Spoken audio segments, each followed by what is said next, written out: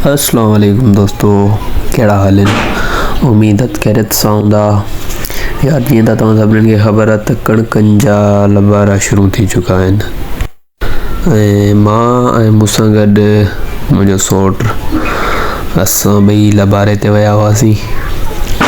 लबारो करण न वियासीं, बसि ईअं ई घुमण वियासीं ऐं उते असां पंहिंजी ज़मीन ते हीअ असांजी ॿकरियूं, हीअ मुंहिंजो बाटरियूं, हीअ आहे ताइबा असांजे घर जी नंढड़ी रौनक। पंहिंजी ज़मीन ते चांहि ॾियण आयासीं ऐं असां सोचियोसीं पैदल वापसी वेंदासीं, व्लॉगिंग कंदासीं वेंदासीं। बसि हिन हिसाब सां पंहिंजे सौट सां कचहरी कंदे, पंहिंजे सौट खां हाल अहवाल वठंदे, ईद बि मथां नज़दीक हुई ऐं पंहिंजे सौट खां पुछूं था कपिड़ा कहिड़ा ईद लाइ वरिता थी, त चए हिकु अछो वॻो त हिकु कारो वॻो। यार ईद ते अलाए छो अक्सर करे माण्हू कारो वॻो शौक़ सां वठंदा आहिनि, बसि हर कंहिंजो पंहिंजो सिस्टम आहे। बहरहाल असां कारो वॻो न वरितोसीं, वठिणो हुयो पर बसि पैसा न हुया हिन लाइ।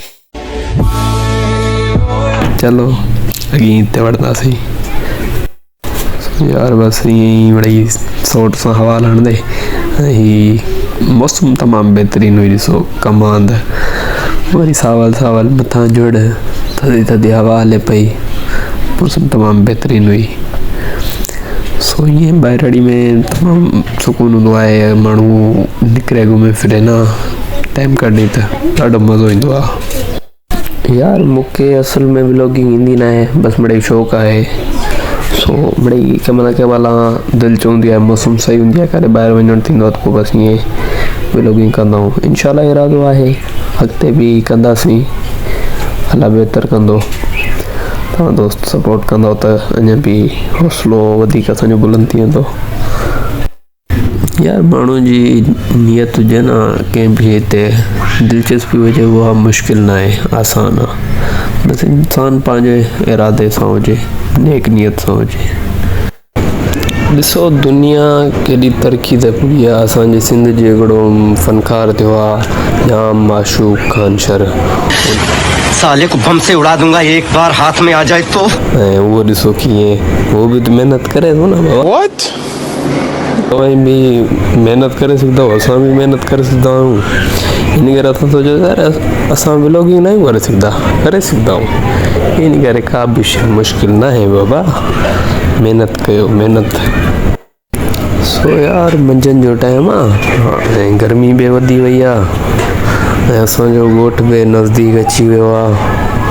हाणे असीं पंहिंजे ॻोठ में पुॼण वारा आहियूं।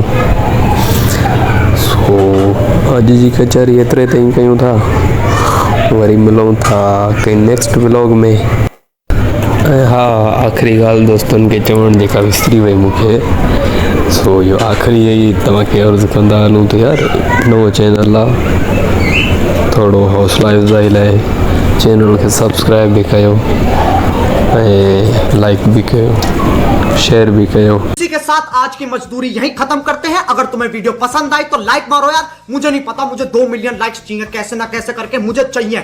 इतना झिला मैं कभी नहीं होऊंगा अपनी पूरी जिंदगी में जितना